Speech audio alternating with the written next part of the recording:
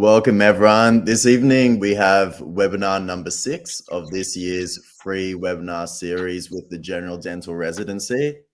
My name's Emmanuel and I'm excited to be joined tonight by Dr. Tim Manzi.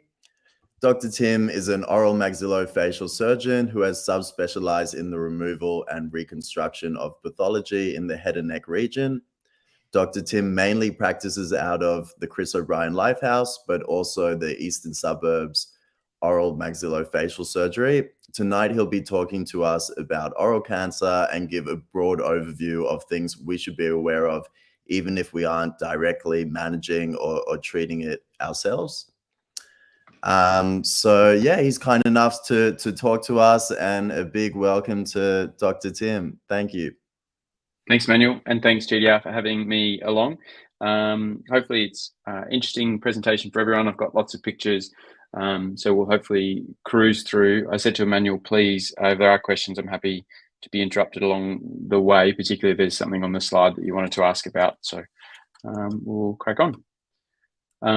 So yeah, hopefully we'll run through a broad overview of oral cavity cancer tonight, and yeah, please, again, if there's any questions after, I'll give you my contact details at the end of the session as well.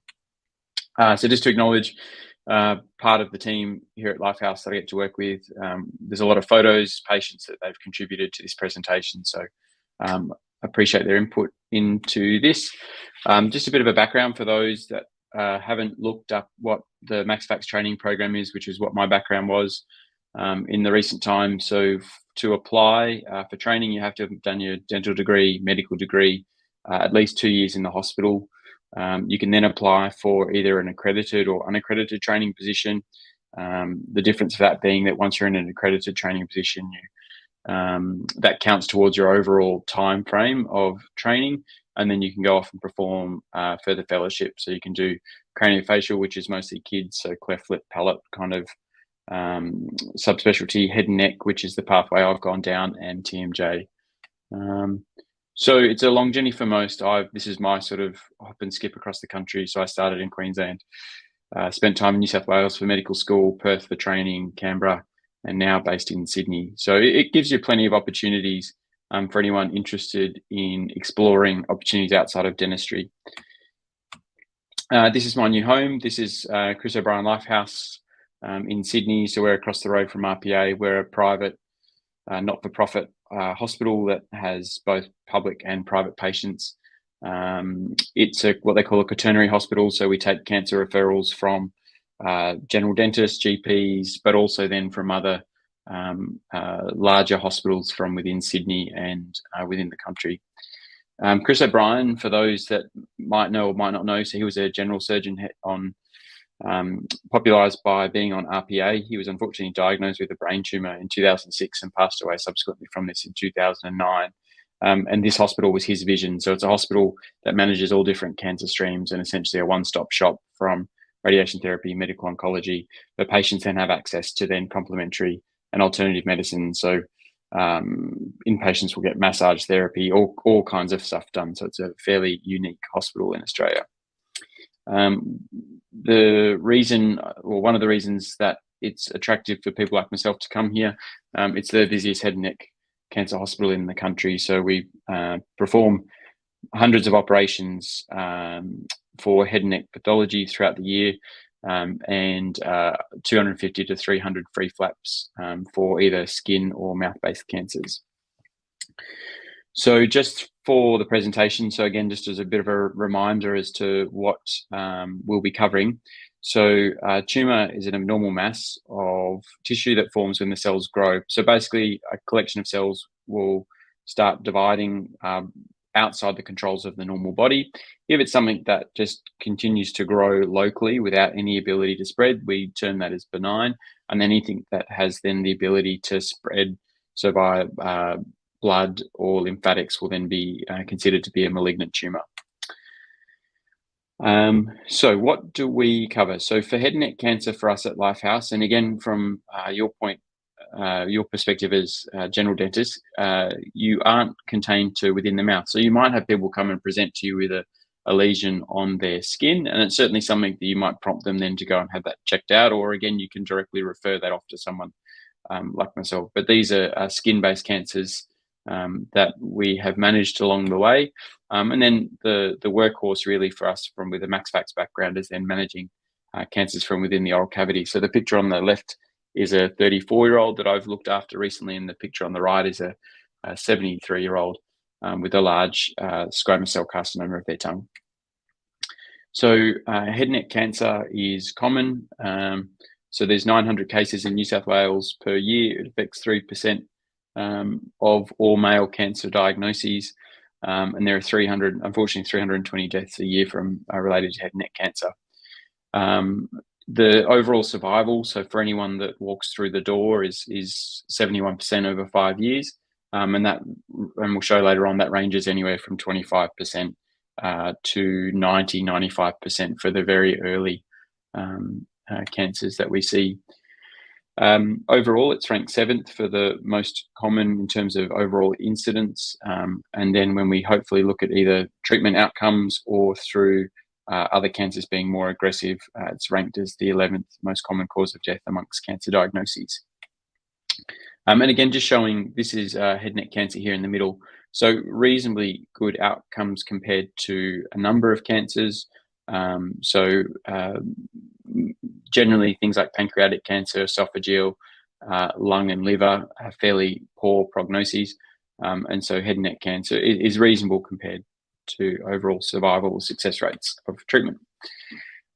So within the mouth, which is probably where most commonly you might detect or be looking for cancers, so lateral borders of the tongue, buccal mucosa, the alveolus, the palate, or alveolar ridge, were the most common sites. So again, from a cancer, going back to, again, the diagnoses, so often starts off as so what would be normal cells. These normal cells will then establish genetic mutations or alterations from within. And normally the body's own immune system will manage to detect these abnormal cells and then can essentially force them to undergo apoptosis, so programmed cell death.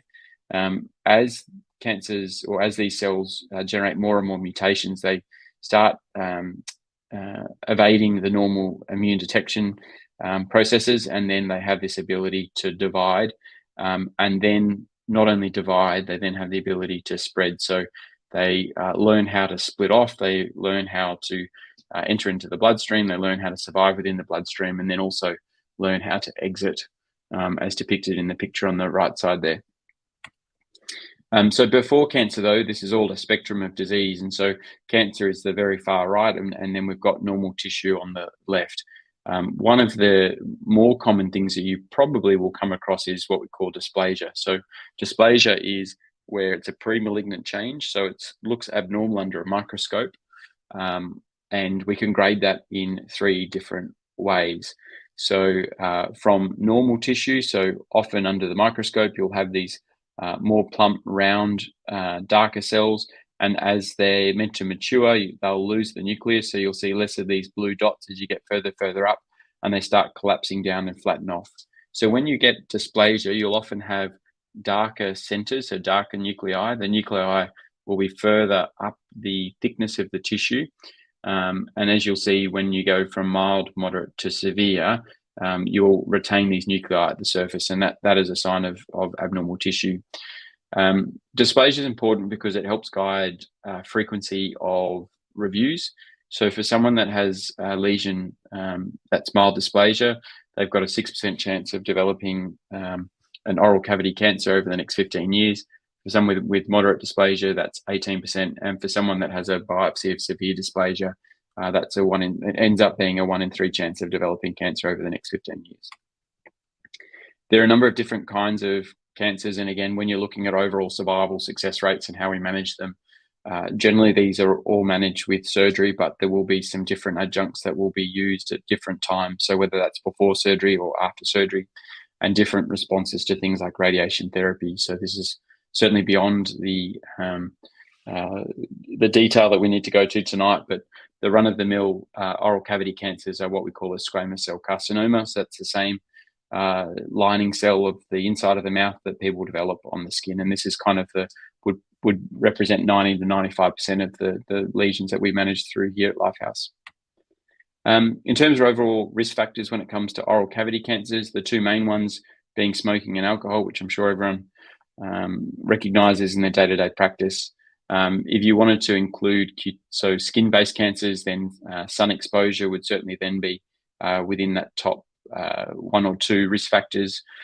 There's familial predisposition, and often this is related to a number of different syndromes, as well as immunosuppression, which is becoming more of a problem. So for patients that have had things like, most commonly kidney transplants, they're on long-term steroids or anti-rejection medications, which will certainly increase their risk overall of oral cavity cancers.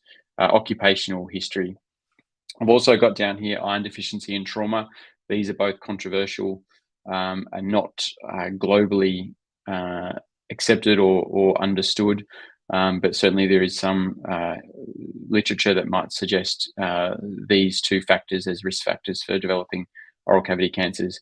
And I put down here the human papillomavirus. So this is the same virus that causes cervical cancers. It's the exact same strains that the Gardasil vaccine by Ian Fraser is targeting, and this more is associated with oropharynx, so tonsil or base of tongue cancers, but we've got no correlation to the development of oral cavity cancers.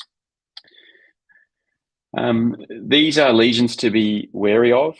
So these are lesions that all have some predilection or some risk of developing an oral cavity cancer. So if you do see them, it is someone that should be having some form of regular cancer surveillance. So erythroleukoplakia, so this is a red patch within the oral cavity. These will often represent either a severe dysplastic lesion, but with an oral cavity cancer transformation rate of up to 90%. We then have the erythroleukoplakic lesions. So these are the mixed red and white patches that you can see here on the buccal mucosa, which again has a fairly high incidence. Leukoplakia, it's a controversial topic, but essentially something like this should be considered to be a white patch of unknown determinants. The new definitions of leukoplakia is basically a lesion of exclusion. So it means that you've had to exclude everything else or every other cause, including frictional keratoses, lichenoid lesions, so contact reactions and all those kinds of things, to be left then with a white patch of unknown significance. And that's where leukoplakia comes into it. Uncommon in Australia, but you do still see smokeless tobacco, as well as then patients using snuff or other oral tobacco products. And then you can get this hyperplastic candidiasis as well, or peripheral verrucous leukoplakia. So this is a sort of almost warty-like patch, often appears over an area within the oral cavity greater than 2 centimeters. Patients will typically have multiple patches of this, and it pretty much unfortunately has a 100% transformation rate at some point to oral cavity cancer. The difficulty of these kind of lesions is that you need to regularly survey them, because you don't know where within this lesion where the SEC will develop, and so you frequently have to perform multiple biopsies. Unfortunately, again, there's no survival advantage for these patients having large areas removed, because they can develop oral cavity cancers from anywhere within the mouth rather than just these areas of changes. Something that we see probably here only a handful of times a year, but much more common overseas. So this is what we call submucous fibrosis. So oral cavity cancer in the subcontinent is the number one, unfortunately, most common cancer, and that's because of areca or betel nut. So patients will present with this really glistening white mucosa. They'll traditionally have a reduction in mouth opening, and it's because of an overproduction of collagen, and that has a 30%, roughly 30-35% risk of malignant transformation as well. So we'll just move on to now, again, just looking at the examination side of things for the mouth. Everyone has had plenty of, I'm sure, teaching through university, and we'll run through some photos of different presentations of oral cavity cancers within the mouth. But it is worth noting the examination of the neck as part of your normal routine examination for patients at their checkups. So not only might you pick up cervical lymph nodes, you may pick up additional pathology within the neck. So the lymph nodes act as a hub for both fluid filtration and due to that, then at risk of metastatic, what we call regional disease, so disease that spread from the mouth. Generally, it's very effective at filtering a large proportion of the fluid expelled from cells, but this is also the most common pattern, as I said, of spread of most head and neck cancers. And for each area of, say, for example, the mouth or the skin, there are sort of fairly well-defined known patterns of spread. So for someone that has a mouth cancer, typically this will spread to levels 1, 2, 3, and 4, depicted here by the pink, the purple, green, and blue.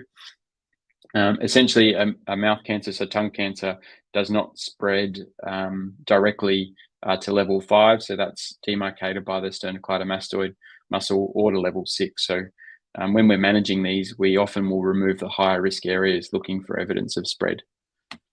And again, just depicting, so there are lymph nodes, there are hundreds of lymph nodes throughout the face and the neck. And often when we're managing these oral cavity cancers or skin cancers, we'll be removing these higher risk areas. So typically for a mouth cancer, we'll be looking at what we call these perifacial nodes.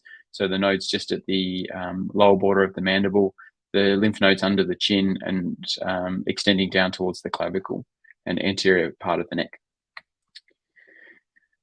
So to examine, so again, generally there are different ways you can examine from the front, you can examine from the back of the neck, whatever works best for you, but examining both the left and the right side of the neck, and again, having a left side and a right side to compare to allows you to sort of check if you think you're feeling something, which might be, say, for example, the hyoid bone, which is going to be the bone just under the mandible, or whether you think you're feeling the submandibular gland, which might be a bit more enlarged on one side versus the other. So examining simultaneously both the left and right side allows you to perform that direct comparison. And if you're worried, depending on your comfort levels, you could or phone the GP or phone a specialist, and the next level or next step for us would be something simple like an ultrasound. So again, depending on how you wanted to help coordinate that for your patient, generally I would contact their medical doctor or a specialist that you've got connections with. So in terms of from an examination point, again, it doesn't really matter what order you do this exam, like your exam. It's whatever works best in your hands and flow. But essentially, if someone comes in with an ulcer, what you don't want to do is get focused on that one area and ignore the rest of the mouth. So for me, typically, I don't do it in this order. I typically start with the right buccal, sort of right cheek region. I then look at the anterior sulcus. So I typically will start right cheek, anterior sulcus to the left cheek. Then I do sort of a lift the lip approach. So I get the patient to bite down, reflect the upper lip. So I can have a good look under both. So starting on the patient's left. So again, looking from the left to the right. Then I get the patient to poke the tongue out, left cheek, right cheek, tongue back, and then making sure you're checking areas like the lingual mucosa at the front of the floor of mouth. But again, whatever order or pattern works best for you is what I would recommend doing. So I thought I'd run through. So these are different cases we've managed in the last 6 months as to what I suppose to look for and how these things might present. So this is a lady managed recently. So I think she's 82 or 83. And initially presented with a non-healing socket following removal of the 2-2. And you can see this sort of exophytic ulcerative lesion to the anterior maxilla and with some extension onto the hard palate. By the time this was resected, unfortunately, it had extended right up into her nasal base. And I think we'll show some of her post-op photos later. In terms of the lip, there's what we call the dry line or the wet line on the lip. And so anything that is on this drier surface is considered to be skin-based, and anything on the inner aspect of the lip would be considered to have started or be diagnosed as an oral cavity cancer. And that's significant for a couple of reasons. So for these external lesions, we often don't need as big a margin. So we would typically use a 5mm margin for a lip cancer such as this. But if this was on the inside of the lip, then we'd be having to use a 1cm margin. We'd also have a lower threshold to perform a neck dissection and removal of the lymph nodes for something that started in the mouth compared to the lip, and that's just based on the biology and behaviour of the difference of these cancers. As we mentioned earlier, not all of these cancers are squamous cell carcinomas. So this is what we call a secretory carcinoma. So this is a carcinoma that you can see just here that's actually started on the inside of the lip from one of the minor salivary glands. And again, not all things on the lip are going to be mucoceles. And so what kind of makes this stand out, it was very globular. It wasn't that sort of classical translucent blue hue. And so just keeping all differentials in mind when you see these kinds of things. In terms of, again, they can present quite late. This is a gentleman that presented to one of my colleagues. And this, unfortunately, by the time of presentation, he had metastatic disease and was incurable at the age of, I think, 47 or 48. This is a gentleman we looked after recently. So again, this is kind of the typical order that I would start. So looking at the right buccal mucosa. And this is a gentleman who's edentulous. You might, when on first glance, sort of think this could be an area of just friction between his upper and lower dentures. But unfortunately, this was a squamous cell carcinoma. And again, when we start looking into the lower vestibulum, again, gentleman we've treated recently. So this is, again, a squamous cell carcinoma of his mandibular alveolus. And this is what we call a verrucous carcinoma. So this is a lady that's had a 3-to-3 dentition, and this is a verrucous carcinoma with, again, a classical squamous cell carcinoma hidden within. And this is how we would manage a case such as this. So we typically would aim for a margin, so around this of normal tissue, and this includes, unfortunately, both the teeth and bone of the lower jaw. So the hard palate, I think we're kind of seeing more and more of lesions in the palate region. So you can see this is a young female GP that we've looked after recently with this sort of asymmetrical swelling of the palate. And this is a salivary-based cancer that started in her sinus. It's actually then eroding into the oral cavity. And this was initially, unfortunately, thought to be related to just a benign dental cyst. So it was the patient sort of knew about it for about 6 to 8 months before presenting. Again, quite subtle, but this is the maxillary tuberosity. You'll see here just, again, a non-healing ulcer. This is one that we looked after. When we resected this, we removed the upper 6, and our resection margin came through just on the mesial aspect of this. And this is, again, you can sometimes be caught out by these things. So we took greater than a centimetre margin, which we'll talk about later, and this still had cancer up to this point. So patient had to come back and have further resection, including the premolar. But under the microscope, this area here was still abnormal and still, unfortunately, evidence of malignancy. This is, again, just another lesion on the palate that we've managed. So this is what we call a carcinoma Rex pleomorphic adenoma. So this is what starts as a benign tumor and can unfortunately transform if left into a malignant carcinoma. And again, this is a gentleman that it's always very unusual as to the stories that you hear, but this gentleman swore to me that this had only been there for 2 weeks. And again, unfortunately, this was incurable by the time he presented with spread to both the glands in his neck and unfortunately to his lungs. And then these tonsil oropharynx photos never appear that well, but this is a cancer that started within the tonsil bed and then it extends out onto the soft palate. These are the ones that we mentioned briefly before. They're often associated with the human papillomavirus. You can get these similar kind of tumors growing on the base of tongue. And so we can examine these both through finger palpation of the base of tongue, which unfortunately often ends up in a gag reflex from the patient. But you can also use these nasoendoscopies. So we use these tiny cameras. You can spray or anesthetize the inside of the nose, pass the camera all the way back, and actually see down into the vocal cords, the epiglottis, which is depicted here, and into the base of tongue. And this was one that I'd seen a couple of weeks ago. So this is the tip of the epiglottis. So this is our camera that we've sort of placed in through the nose. And you can see this quite exophytic lesion here, and that's viral-related cancer at the back of his tongue.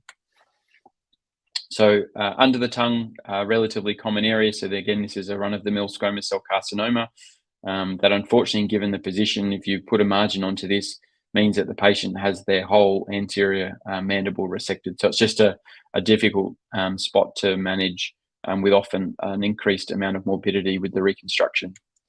And this is a young gentleman. This is a 45-year-old we've treated recently. This is again a salivary gland carcinoma. And so he presented with a fairly large ulcer extending basically from the midline all the way along the lingual aspect of his mandible, and a second ulcer out into the buccal aspect, which is why, unfortunately, we've had to take a significant resection in this case. And the lateral border of the tongue. So this is the most common area that you'll see cancers develop, and again, often depicted here with these non-healing ulcers. And they can come in all ranges. This is a 32-year-old that presented. This had been there for 3 weeks prior to her seeing us, and she's a patient that I would believe, given the rapidity of growth after we had seen her. Again, this is actually that picture that we showed earlier of the tongue resection in a 3-year-old gentleman, and that's the resection there, which we'll talk about soon. So that's the kind of, I suppose, a quick run through of the exam and different examples of cancers that you can have in different parts. So what to sort of, I suppose, to look out for, and things that you do actually see. So not all lumps and bumps are cancers, though, as well. So not everything needs to be removed with significant margin. So there's just some examples of other things that you might see. On the left, we've got what we call a central giant cell granuloma. So that's a benign tumor. On the right side there, that's what we call a TUGSI, so a traumatic ulcer, which we're seeing an increasing incidence of, particularly in the elderly population, with some kind of being immunocompromised. So typically with history of diabetes or steroids or something like that. And these are typically very persistent ulcers that can last for 3 to 6 months and often cause a lot of pain and discomfort. Picture on the left is a young 14-year-old. So this is what we call an osteoblastoma. So this is a benign tumor starting from the bone. And again, the picture on the right is someone who's actually had surgery. So they've had a benign tumor removed from their palate. And unfortunately, this is dehisced and then broken down with a fistula through to the nose. So investigation. So not everyone's going to feel comfortable doing a biopsy, and that's perfectly fine and reasonable. I think part of the challenge of the biopsy is not actually doing the biopsy itself, but actually giving the result of the biopsy. And I think my take-home, I suppose, pitch for that is that I would encourage people, particularly in regional areas where there might be treatment delays in getting patients into specialists, to perform a biopsy. And certainly if you are worried or ever wanted to talk to someone, we can certainly help talk through the way to approach either the breaking bad news or trying to help coordinate findings, because the first thing that someone's going to want to know once they've got a biopsy of any kind of pathology, whether it's benign or malignant, is what happens next. And so I certainly would have that in place before you give those results or know what's going to happen next, because that's typically the patient's first question. When it comes to biopsies, please don't do excisional biopsies. The reason, unless it's something you think fairly convincing for something like a squamous papilloma, but the problem that we have is that if it came back as a lesion that requires a wider resection, if we don't know where it was or can't safely tell where it is, the patient unfortunately ends up with a significantly larger resection. So we would always encourage something with a blade, so scalpel if you've got that, or a punch biopsy, which is depicted in that bottom right. Really easy to do. A bit of local anesthetic into the area of interest, and a couple of sutures for that. Again, if you are suspicious of a lesion, you do a biopsy and you're not happy with it because you either disagree with the result or you just don't think it matches what you've seen, my recommendation is, again, either refer or re-biopsy. Don't just sit there if your gut says it's something that the piece of paper or the result doesn't match. Is please always feel free to question that, and if in doubt, do a second biopsy.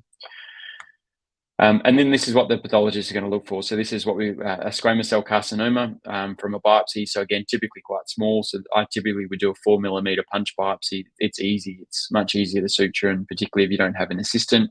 And this is evident of a squamous cell carcinoma. So this should be fairly irregular, and it's these nests of cells breaking away which will make this to be a squamous cell carcinoma. So once we've got a diagnosis of a squamous cell carcinoma or heavily suspicious, we start working the patient up. So we start trying to stage them, trying to work out what the severity and extent of their disease is. The workhorse for us is an OPG, a CT, and what we call a PET scan. And less commonly, we might consider using an MRI or an ultrasound. So the OPGs can be useful. This is a gentleman we managed earlier in the year, and I think we've got some pictures of later. But this is a gentleman that had a wisdom tooth removed and basically was referred across with a non-healing socket. And this is a large destructive lesion of his right posterior mandible. Less likely we do things like these occlusal plain films nowadays, given the easy access to CT scans. So the CT scans that we use them both for the tumor sites. You'll see here on the right side, this is the gentleman with previous OPG. So this whole right mandible's been eaten away by his squamous cell carcinoma. So we scan both the tumor site and the donor or reconstruction site. So you'll see on this here again, if we look on the patient's right side, you'll notice this large destructive lesion. And so this helps us work out what margins we're going to use. So how much mandible can we leave behind? So we use typically a CT scan and a PET scan. So this is, again, very similar to a CT scan, but it's what we call a nuclear medicine scan. So the patient has an injection, which is a glucose sugar, and it's radioactive. So when they stand in front of the gamma camera, that detects the glucose and where the glucose has gone in the body, and that will typically be taken up by places like the brain all the time, because the brain uses glucose as its only fuel source, and then anywhere of infection or inflammation. So in this case, you can see here a fairly extensive uptake of the mandible, and again, these other hot spots are going to be lymph nodes involved in the tumor. So that's our sort of fairly standard approach of staging. So then once we've got someone who's diagnosed with a cancer, they'll typically get presented at what we call an MDT, so multidisciplinary meeting. For us, that happens every week. It consists of a large number of different surgeons. So for us, it's Max Vax, ENT, general surgeons, and plastics. You'll have different oncologists, so radiation medical oncologist. You'll have different kinds of allied health staff. We have our prosthodontist here attend, speeches, physio, and the works. Typically at the MDT, the patients can be present, but you'll run through the results. So either the biopsy or resection, you'll look at all the scans, and then as a unit make a unanimous, or hopefully make a unanimous decision as to what the best treatment options are for each patient. When it comes to different treatment options, so there are some, as we showed earlier, that unfortunately are left with only either palliative management. Typically, most head and neck cancers are managed primarily with surgery up front, and then we look at the need for radiation therapy or chemotherapy as what we call adjunct, so secondary to surgery. Chemotherapy is very uncommon for oral cavity cancer, so we probably use it in less than 5% of cancers, and we'll cover that shortly. And so what we need to know is that when we're considering options is it something manageable, such as this? So, or is it going to be something more extensive, such as this? So when we're managing cancers, so this is a right lateral tongue, so this is the squamous cell carcinoma here, we need to make a decision based on the macroscopic extent. And then when we're removing them, we need to make an additional margin of 1 to 1.5 centimeters. And that's hopefully then aiming to have a histological clear margin of 5 millimeters. So when the pathologist looks under the microscope, we're wanting them to tell us that within this margin here, we've got at least 5 millimeters of clearance around this tumor. When that comes to skin cancers, it's again going to be different. So often that involves a parotidectomy, so removal of part of the parotid gland. And in this picture here, if you can see my cursor, this white line here is actually the facial nerve. So what we need to do is find the facial nerve. We need to find all these little branches and protect those to prevent paralysis of the face, and then remove the glands in the neck. So this here is the internal jugular vein. Underneath that, just there, is going to be the carotid artery. This is our posterior belly of digastric. And this patient here has had the sternocleidomastoid muscle removed as part of their resection. So this is one of the scans we showed earlier. So this is a gentleman with a fairly large, extensive squamous cell carcinoma involving his retromolar trigone and mandibular ramus. And so we've had to remove 1 centimeter in all margins. So that includes almost his entire right mandible. His underneath this, I think we'll show you, is the masseter muscle. We didn't have that there. So we've got a masseter muscle. We've removed his tonsil back here, and this extends then into his tongue. The resection on the right side, that's going to be much more much smaller. So this is a pathological fracture in a patient that's had osteoradionecrosis. So depending on the pathology is going to depend on what kind of margin and resection would be needed. We do what we call access procedures. So to achieve those margins, while it might be easy to achieve, say on the side of the tongue or inside of the cheek, for large extensive cancers, it's not possible. So we do need to do what we call access procedures. And one of the more interesting approaches is what we call a tongue drop. So what we do, so this is actually the mouth up here. So you'll see that's the upper lip and lower lip. And this is hooked in underneath the anterior mandible. And so what you can do is once you've done the neck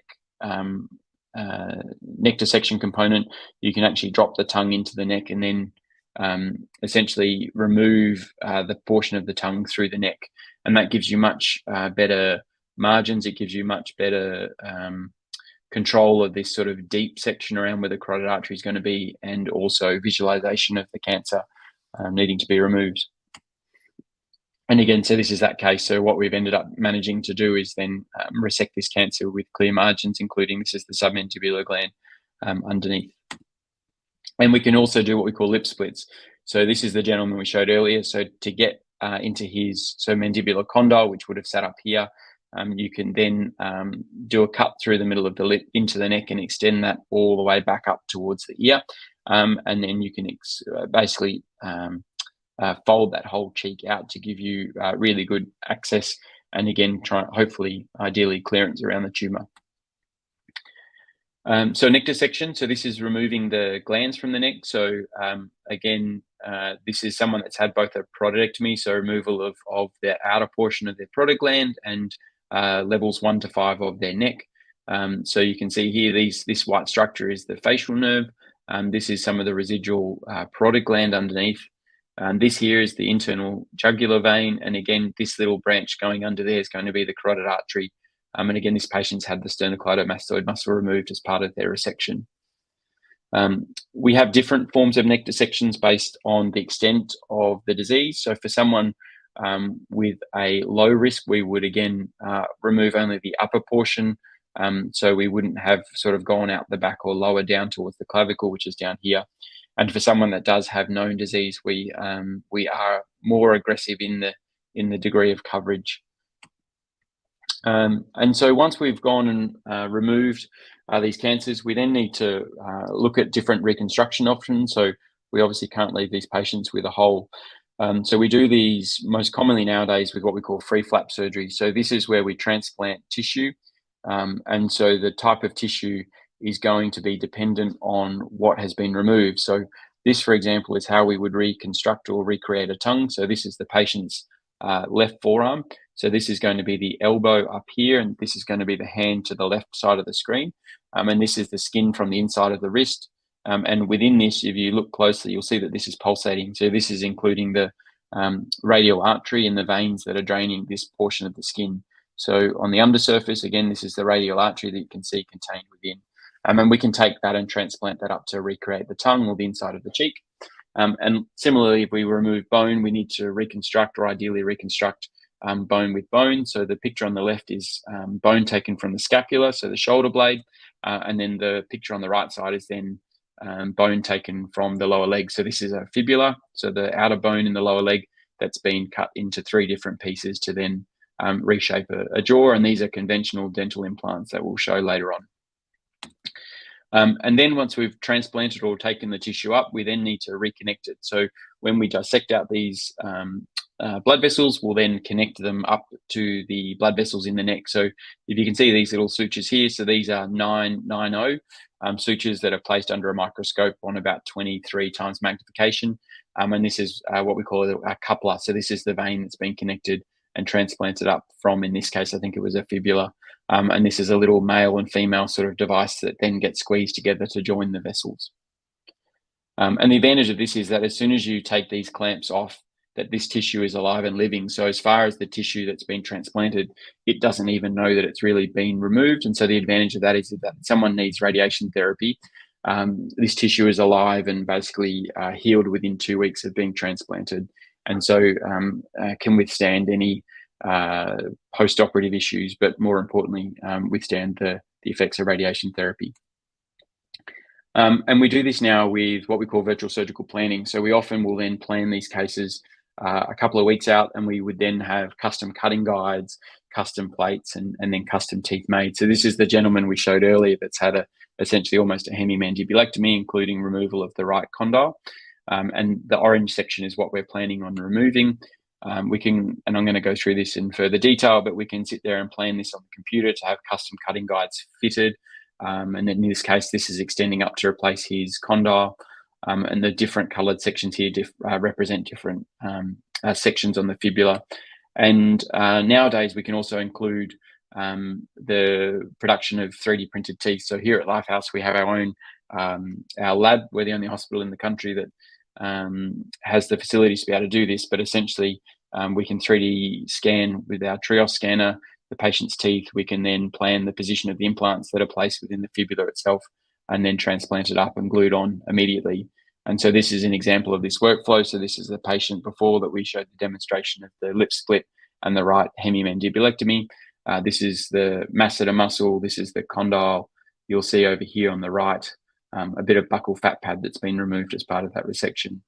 And then we can reconstruct this with the patient's fibula. So this is bone that's been removed from the leg. And you'll see if you follow this back, this is then running up into the condyle. These are standard dental implants that have been placed into the fibula, and then the patient's pre-existing dentition 3D printed and glued into place. An operation like this will take probably 10 hours. So we'd start at 7 in the morning and hope to be finished by about 4:35 in the afternoon from start to finish. And again, so we can do all kinds of things for the mandible, but then with the new technology and planning that we can do, so we can do this for maxillas. So instead of always relying on the use of bone flaps, we can place zygomatic implants to help restore a patient's dentition. And in this case, what you'll see here, so this is 2 zygomatic implants placed with a standard dental implant in the contralateral side. And this implant's important as it is used to then stabilize and prevent gross mobility of these zygomatic implants. So because of the length of zygomas, they have a tendency to either fracture or fail because of mobility. And so you often need to splint them to the contralateral side. So we often, unfortunately, have to sacrifice, and you'll see in this picture here, we take out the next adjacent tooth as a sacrificial tooth to help support the existing teeth. And this is, again, the zygomatic implants in position. We can perforate them through the flap or cover them with the soft tissue flap, depending on the treatment plan. And this is a patient at 10 days post-operatively. So these here are his 3D printed teeth attached to the zygomatic implants.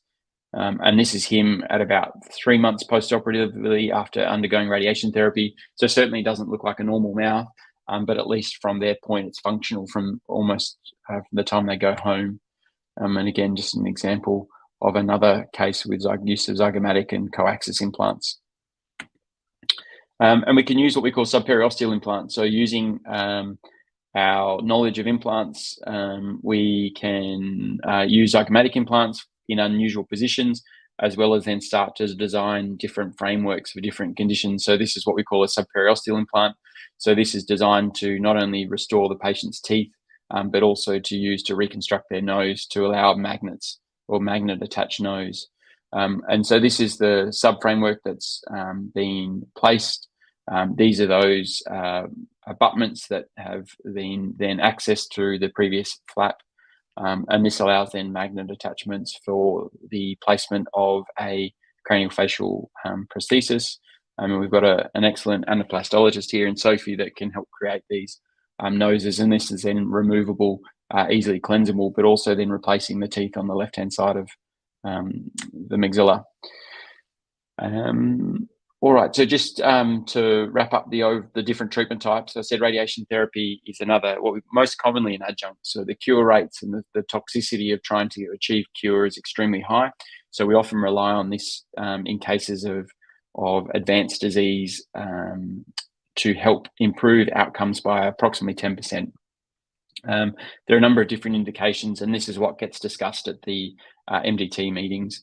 on a weekly basis as to who basically should be referred for this and who should undergo close observation.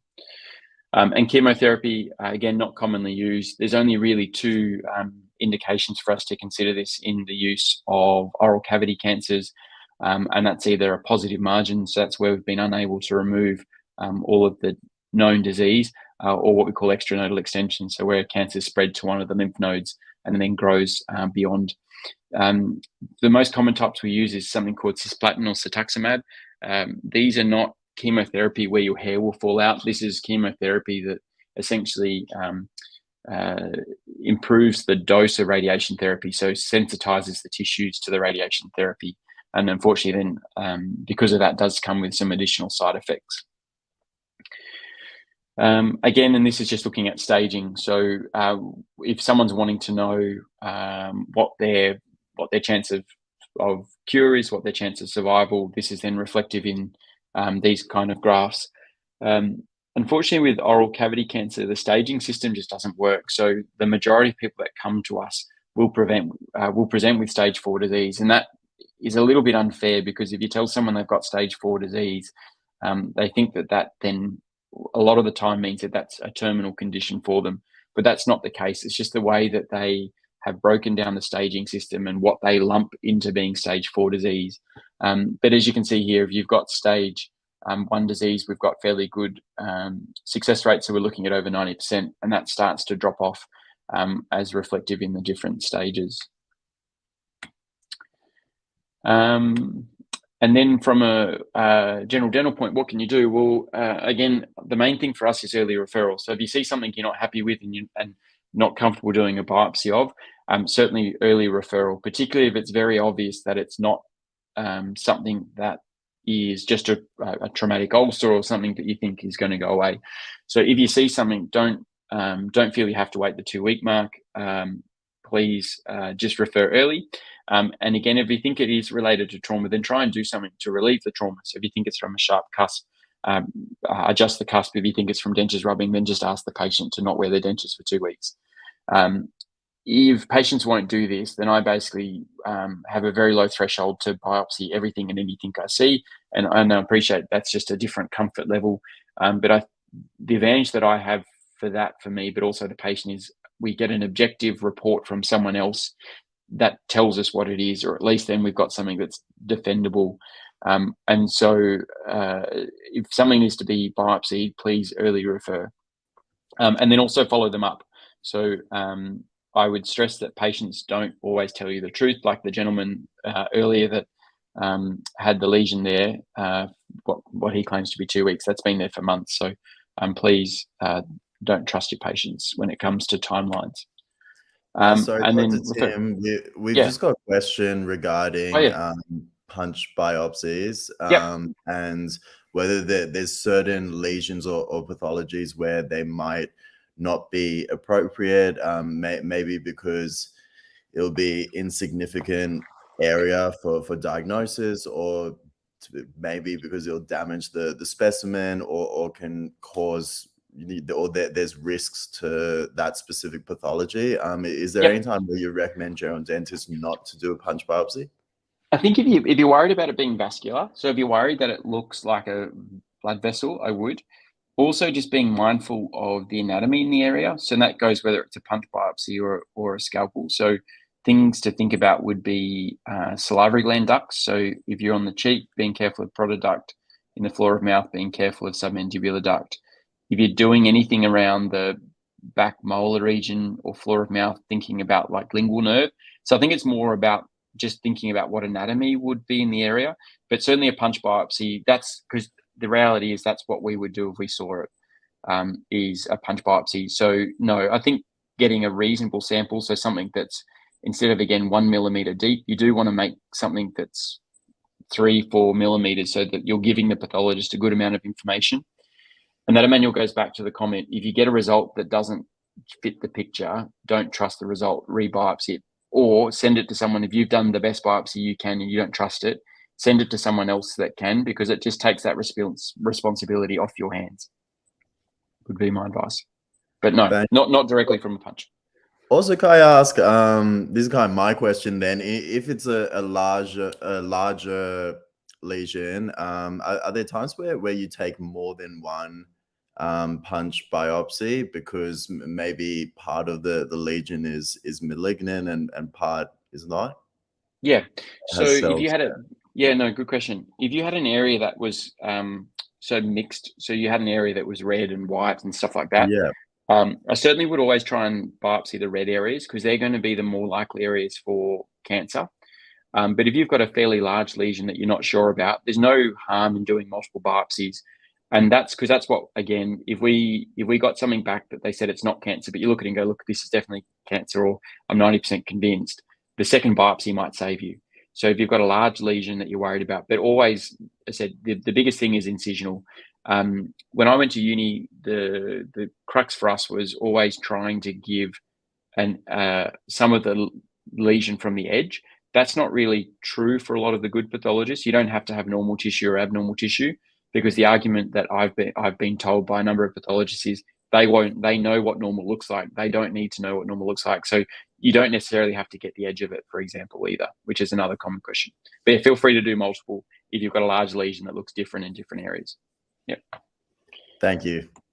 I'm going to very quickly, I think it's been 45, we'll just start longer, but I'll just quickly go through the flow of how we get to these reconstructions, because this is kind of bringing in the technology part of the presentation, and I'll let you all go for the evening.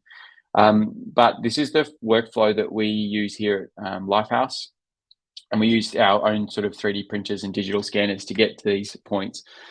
So we talked before about the CT scan, so we have fairly strict criteria as to what scans and things like that. So if there are people that have ever organized scans or cone beams, and you're referring them through, please don't be offended that we go and rescan them, because for a lot of these things we do have fairly strict protocols in terms of scan thickness and the like that we have to follow to get these planning in place. All patients ideally will get a intraoral scan, so we can get a scan of their dentition, and this is a squamous cell carcinoma at the back of the maxilla, which is nicely displayed here on the trios. We do, as I said, scan the whatever part the cancer is, and we'll also scan the legs. So this is a scan of the lower limbs, and what we're looking at is this white dot here is actually the blood vessel that's supplying blood to the foot, and we're watching this little dot here as to whether it goes all the way down. And if that does, that means that that patient has blood vessels suitable for what we call a fibular flap. And if we notice that there's little calcifications, then that would not be suitable. So you sit there and essentially scroll through and just keep watching these dots to make sure that that goes all the way down into the foot. So we scan the leg. We then segment the data. So we create these 3D models of the data to then start planning our surgery. These are the STLs from the teeth. This is a lady that had a melanoma, represented by this swelling down here. So we do 3D scans of the teeth. We then do these planning reports. So we'll go through and do a planning session with a design engineer. This is a gentleman that's had bone taken from his scapula to recreate his jaw. And I think this one on the left is going to be a fibula. So we go through and plan all the individual steps, and essentially we'll go and do the operation on the computer 2 to 3 weeks before, ideally, just to give the companies time to produce the guides. Again, just picking out what we're going to resect. These are guides that are actually available for us on the day of surgery. So these will be custom fit and held in place while we do all of our bone cuts. We then have these guides that are made to fit onto the leg. So this is a fibular flap. So this is the tibia, the big, the shin bone essentially, and off to the side is this second bone in the leg that we often use. These guides have a lot of information in them. So you'll see here the holes mean different things. So we use these smaller holes to temporarily hold the guide into place. These are our pre-drilled guides. So this actually fits these holes onto the plate itself. And these are the pre-planned dental implant positions. So through these holes, we'll be placing the dental implants, and importantly, the cutting slots. So this is where we would do our osteotomies between the bone. We then create the dental prosthesis with the position of the dental implants, and then we take this to theatre. So this is the guide shown before. So we'll put the temporary fixation screws on, drill our custom holes. This is the implant slots at the top. We then, on this picture here, you'll see, so this is the implants that have been placed into the fibula. You'll note here, this is the blood vessel that's running up into the leg. So this bone is actually the fibula's been cut out, but it's still being supplied by this blood vessel here. And so we're not on what we call ischemic time. So as soon as we divide this blood vessel, we basically have to start a timer. And from the time of reconnecting, this blood supply has to be under 4 hours, ideally. And again, we can put the plate on, remove the guide, all done in the leg. And if we're really trying to be clever on the day, we'll actually glue and cement the teeth onto the bone while it's still connected up into the leg. And then we can transplant that up and hopefully end up with a reasonably good result. And this is the immediate post-operative OPG. And this is what they look like. This is a gentleman that was about 6 months post-op. He's had radiation therapy. So this is this outer area of skin that's come from his leg. And so it undergoes significant transformation once you transplant these tissues up into the mouth. And to prove it's not a fluke, you can do that with all kinds of things. So you can combine that with jaw joint replacements. You can combine that with these condylar head prostheses, which is coming up in one of these cases here. And so you can do these in all kinds of different combinations and computations. And then this is kind of one of the fun areas that we do. So then we're looking at different ways to plan. So traditionally we do this with an engineer on the computer screen. And so we're now looking at trying to do this in virtual reality. So you can do this where you can put on a Oculus, and I'll just jump through all of this, but you can sit there and plan this in your own virtual reality world. And so we've been working on this over the last 6 to 12 months at Lifehouse. And then you can do all kinds of additional things. So you can plan the plates and screws, you can design the different cutting guides. And then if you need to go and design teeth, you can then take the tooth from your library, go and place it in into the jaw where you want it, onto your dental implants, and then print a prosthesis from the safety of being in a virtual world. And then you can do all kinds of additional stuff. You can add radiation fields and bits and pieces, and this is kind of getting a bit more away from what's required for you. But you can do all kinds of stuff using VR and AI and artificial intelligence to help design plates and screws to make them fit better and try and prevent fractures and better bone healing through the use of that. And that is hopefully wrapped up with 2 minutes to spare. If you do have questions, please feel free. I'll just leave this up, but yeah, please feel free to reach out if you do have any questions from tonight's presentation. Please feel free to email it through. If you have patients that you want to talk about, or just ask questions or ask about MaxFax or any other bits and pieces that we've covered, please feel free to get in touch, because I'm more than happy to help people along the way. Thank you so much, Dr. Tim. We do have a couple questions, so I'm just reading through them now, proofing them. I know you've got another surgery tonight to That's get all right. to. No, that's all right. I'll try and make this quick. If one of my mates is online, who he is, I hope it's not his question, because he's the last dentist I ever worked for about 12 years ago. So he's complaining about any of my fillings falling out. Dave, that's your problem. No, we haven't got any of those come through. Good. But someone's asking about frictional keratosis with regards to wisdom teeth, and that they've seen some nasty looking ones, and whether like in your experience that those traumatic lesions can turn malignant, and whether you see that happen. Trauma is really controversial because the two areas that you often, everyone's bitten their tongue and everyone's bitten their cheek. So to sit there and put that down to chronic trauma is going to be really difficult from any kind of endowed study. Like there's no way you'll ever be able to do a prospective trial of does cheek biting or chronic irritation. Often in that posterior mandible, you'll see those areas of thickening or like that hyperkeratosis or frictional keratosis, as I said. I think it's just having a clinical suspicion. So we've all seen that frictional keratosis behind the wisdom teeth, and if it's symmetrical and you see it on both sides and it's there consistently, I wouldn't. But if it's starting to get punched out or it's an ulcer and it just doesn't look right, the easiest thing is to get them back in 2 weeks. And if it's just local trauma or a exacerbation, or that something's at the back, it should go within that couple of weeks, or at least show signs of improvement. But also you've got to look at the risk factors. The youngest person I have seen cancer in is 16, so it's not impossible. But again, if you're worried that every single 18 or 19-year-old has oral cavity cancer, it is typically not the right age group, but it's never impossible. So my thing would be is don't go and biopsy those, but just review it if you're really worried, or take a photo and send it through, and you can always phone a friend. Would you, in an example like that, would you ever consider prophylactically removing wisdom teeth? It wouldn't be the indication for it, but if you've got, again, if you're getting that kind of frictional keratoses, if it's partially erupted, you've got to have a conversation with someone about the indications for removal of their wisdom teeth. So that would not be my indication, but I'm sure that there are other things that you would discuss about the indications for extraction. But no, I wouldn't have that as if I take your wisdom tooth out, I'm going to get rid of the frictional keratoses. Okay. Dr. Tim, thank you so much. You actually answered both questions there. Cool. So that's it, and that wraps it up. If anyone wants any further details about Dr. Tim Manzi or Chris O'Brien Lifehouse, please feel free to reach out to me, and I can put you in touch or do my best to answer anything. And yeah, Dr. Tim, thank you so much for sharing your knowledge. That was fantastic. No, thanks, mate. And thanks, GDR, for having us along. Much appreciated. And please, yeah, feel free to reach out if there's any questions. Happy to help. Wonderful. All right. Have a good night, Awesome. everybody. Thanks, mate.